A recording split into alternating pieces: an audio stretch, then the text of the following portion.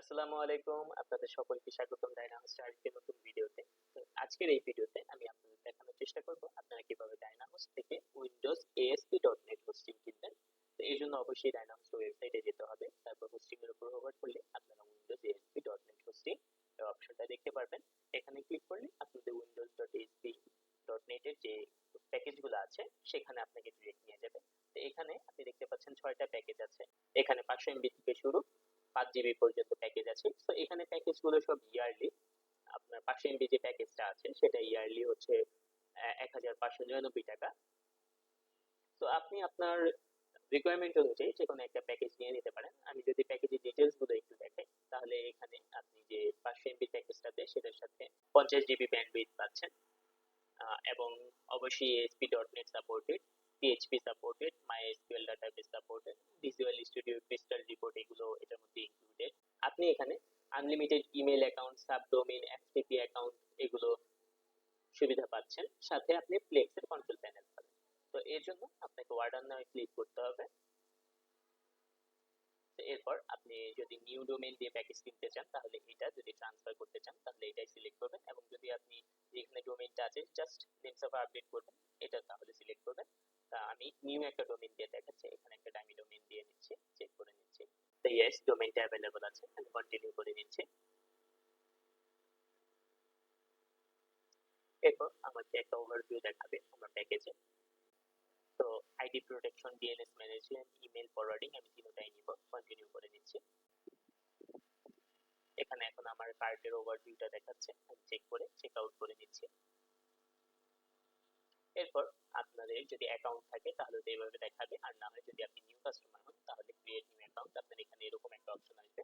সেখানে আপনি আপনার নাম দিবেন, ইমেল অ্যাড্রেস দিবেন, ভ্যালিড ইমেল অ্যাড্রেস দিবেন। অবশ্যই এটা দেওয়ার সময় একটু খেয়াল করে দিবেন যাতে ভুল না হয়। মোবাইল নাম্বারটা দিবেন, আপনার কোম্পানির ডিটেইলস দিবেন, দিয়ে আপনার এনআইডি অথবা পাসপোর্ট নাম্বার দিবেন, সাথে বার্থডেটা দিবেন। তো অবশ্যই এখানে আপনি ভ্যালিড তথ্যগুলো দিয়ে আপনার অ্যাকাউন্টের জন্য একটা পাসওয়ার্ড সেট করবেন। সেট করে অপশনটা এখানে থাকবে, তখন আপনি যদি নিউ হন তো সেট করে দেন আপনি এখানে অর্ডারটা প্লেস করতে পারেন।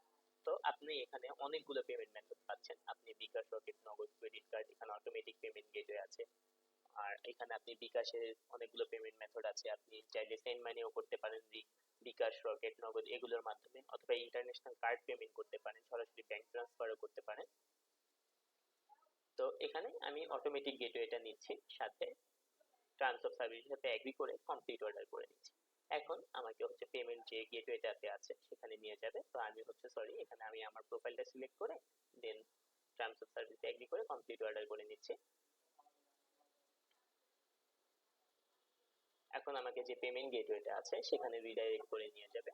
সেখান থেকে আমি পে করে দিলেই আপনার অর্ডারটা অটোমেটিক অ্যাক্টিভ হয়ে যাবে। আমি এখানে পে নাও বাটনে ক্লিক করতে পারি, অথবা এটা অটোমেটিক আমাকে নিয়ে যাবে।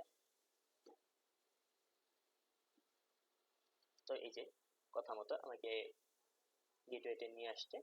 তো এখানে অনেকগুলো পেমেন্ট মেথড আছে, বিকাশ, রকেট, নগদ, সেলফিন, মোবাইল ব্যাংকিং এর অনেকগুলো পেমেন্ট মেথড আছে। আপনি চাইলে কার্ড পেমেন্ট করতে পারেন। তো এখানে ভিসা, মাস্টার কার্ড কিংবা আধার কার্ড যদি থাকে, আপনাকে বিবিএল, নেক্সাস কার্ড, আধার কার্ড সিলেক্ট করলে ওইটা আসবে।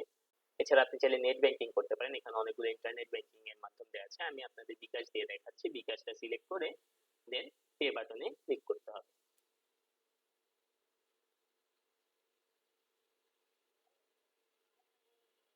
এখানে আমার বিকাশের পেমেন্ট গেটওয়েতে রিডাইরেক্ট করে নিয়ে আসছে। এখানে এখন আপনার বিকাশ অ্যাকাউন্টের নাম্বারটা দিয়ে কনফার্ম করবেন, দেন আপনার বিকাশ একটা ভেরিফিকেশন কোড আসবে, সেটা দিয়ে কনফার্ম করে আপনার বিকাশের পাসওয়ার্ডটা দিলে অটোমেটিক আপনার পেমেন্টটা হয়ে যাবে, এবং আপনার ইমেইলে সকল ডিটেলস পেয়ে যাবেন। তো আশা করি আমি আপনাদের বোঝাতে পেরেছি আপনার ডায়নাহোস্ট থেকে কিভাবে উইন্ডোজ